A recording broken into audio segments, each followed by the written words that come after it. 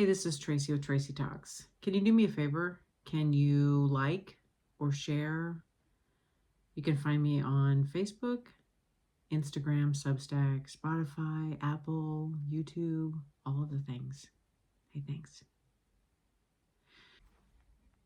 I saw a reel yesterday and it simply stated, why is your plan B not your plan A?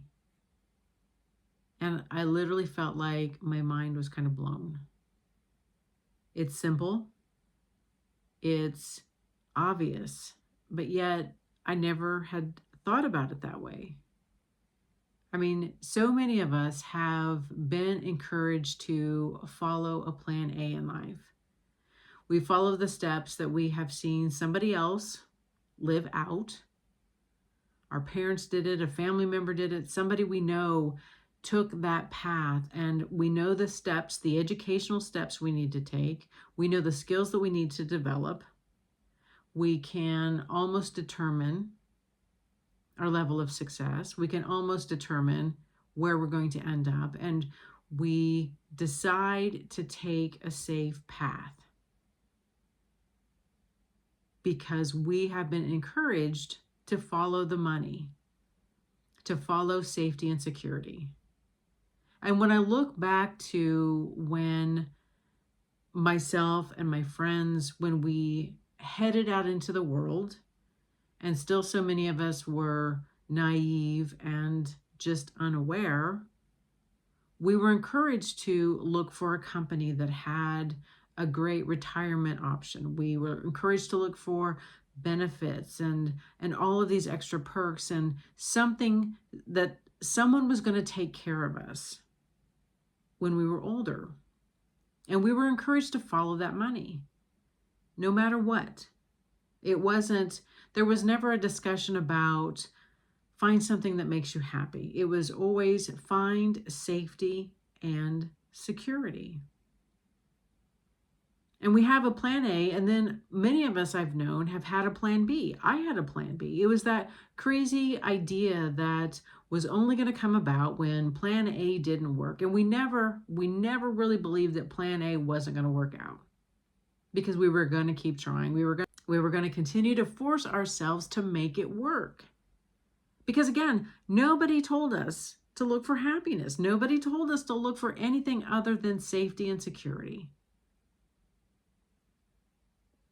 And so this plan B sits in the back of many of our minds.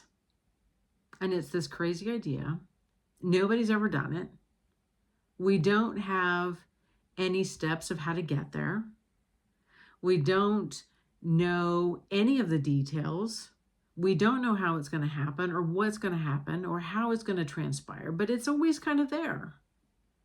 And when I think about it, that plan B, that was this thing inside of me that I never shared with anybody because everybody would have thought I was crazy. I didn't talk about it. I didn't have language for it. And I look back and I wonder, how different would my life actually be right now? Would I actually be at this turning point in my life where I'm searching, where I'm wanting deeper purpose and meaning? And I know that my life is unfolding as it is supposed to. I understand that. And I can't help but wonder how things could have been different. And now at this point in my life, I am focusing on plan B. I am trying to figure out how that looks and how that shows up and how I show up in that world. I had recently signed up for a course, and it was through a content creator that I enjoy listening to her. I enjoy how she explains things. She has written several books, and she has a podcast and different courses that you can take. And so I had signed up for this 4-week live course. And basically it was for entrepreneurs in a spiritual community, or more non-traditional, I guess is a good way to say it as well. And I was hoping that I could get some useful information, whether it would just be a light bulb or something really concrete that I could apply into my daily life, just to help me either set a foundation or to progress me down this path even farther. But I felt like I didn't get out of it as much as I had hoped. And part of me was realizing that I probably could have just done some research on the internet that would have been just as valuable as signing up for the course. Because I don't know, it's really difficult, I think, for this one size rule fits all. It doesn't anymore. Things are so different. And I mean, certainly just trying to fight the algorithm online is difficult itself, and understanding where the content is picked up and who's picking it up and who's watching it and consuming it. So I felt kind of disappointed, actually. And I go back to why people aren't following their passion and purpose. And it goes back to these simple core steps that there is no path for this. I don't have a manual. I don't have a guidepost. I have to wake up every day. I have to find my own motivation. I have to find my own spark inside of me. And what happens when that spark goes out? I have to light it. I have to be the one to find the ignition to light that back up. And it can be frightening. There's not a lot of safety and security in this, but it is so much more rewarding. It feels so much better every single day to wake up and know that I am showing up in the capacity that I want to show up. That I'm not just checking off somebody else's boxes. I'm checking off my own boxes. What feels good today? What feels like it's nurturing me today? And how different my life is when I'm on this different path. Even on my worst days of where I feel like I can't get a hold of that creativity, that I feel like sometimes I'm trying to jump on the merry-go-round as it's already going. And so it's like, where do I jump on at? But even on my worst days of being in my own creativity is still better than being somewhere else, just doing the mundane tasks that somebody else feels like it's important. And I'm sure there's a lot of people that are extremely happy to have a job and do something that's rewarding. I didn't feel that. I didn't always feel that. And it was hard to stay motivated at plan A. To be brave, to follow an unknown path, to be willing to walk somewhere where nobody else has walked. So many of us just follow that worn path. We don't even ask why. We don't even ask why am I doing this, or what's the reason behind this. We just walk the path because it's already worn down. And how do we encourage people to take a different path? It just makes me wonder, how can we open up this conversation instead of seeing it as fearful, as it's not safe? I mean, imagine if we could change the conversation to the unknown possibilities.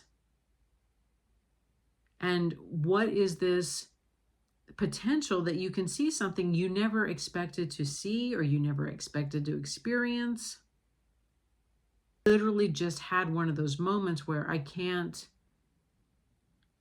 never had somebody say that in a way where it just made me realize. And I still struggle with it today some days. There's days where I wake up and I'm still struggling with just going and getting a job and checking off the boxes. And there's times where that really feels like a hustle for me. It's not rewarding.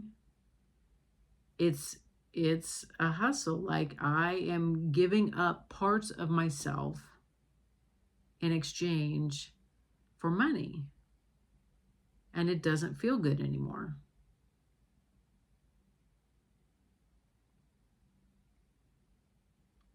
Plan B isn't necessarily the easy path. This isn't, I would say, the easiest, but it's been more rewarding. It's been more fulfilling. There's some parts of me that feels like that so many of us were lied to, that if we did all of these things, if we, got married, we got our education, we got the job, we got married, we had 2 kids, we had the house, we had the dog, that there was a level of fulfillment that was naturally just going to happen. And it didn't happen. And I can look back at all the boxes and it's like, okay, each time I added something on that checklist, that fulfillment didn't just rush in. And I know that my generation is very different than my parents' generation. And there were different expectations and understandings and awareness. And I didn't think that gap was very big, but now I know that there's a very huge gap in how we see things and what we see as priorities and what means something to us. And my parents were certainly a plan A generation. And now, I'm in a plan B phase and they can't understand what would even, like, why would you do that? Why would you like want to just tune into your intuition? I don't even know what that means. I mean, those are the kind of conversations. They don't even know what that means. What do you mean you meditate? What do you mean you're listening for a sign? What do you mean you're getting a hit in your chakra? I mean, they're just like, they don't understand. And how different we are. So it's interesting how different even just one generation apart is on life. I mean, plan B isn't for the faint of heart. It's an intimidating path. It's a self-motivated path. It requires me to be my own cheerleader. It requires me to believe in myself when I don't have any signs. It requires me to trust in a higher power that I can't see. I can't feel it. I have to trust that it's there. I have to trust that the people that I need to connect with are going to show up when it's the right time. I have to trust that I'm going to figure this out, that I'm going to get my answers. I have to trust that I am being led in the correct direction. And that isn't always easy. There is no manual here. There is no guidebook. And even listening to that course that I did, I can implement some of those steps. That doesn't guarantee success. That doesn't guarantee anything in life. And sometimes we don't know why things happen. We don't have any clear understanding of why things happen in the way that they do. I could follow every single step that course laid out, and that doesn't mean that I'm naturally going to get success. But I have to trust that I am progressing in the way that I need to. And parts of me does wish that I had just never gone down plan A's path. But we live and learn, right? Thank you for listening to this episode of Tracy Talks. Remember to rate, review, subscribe, share with others. And until next time, we meet again.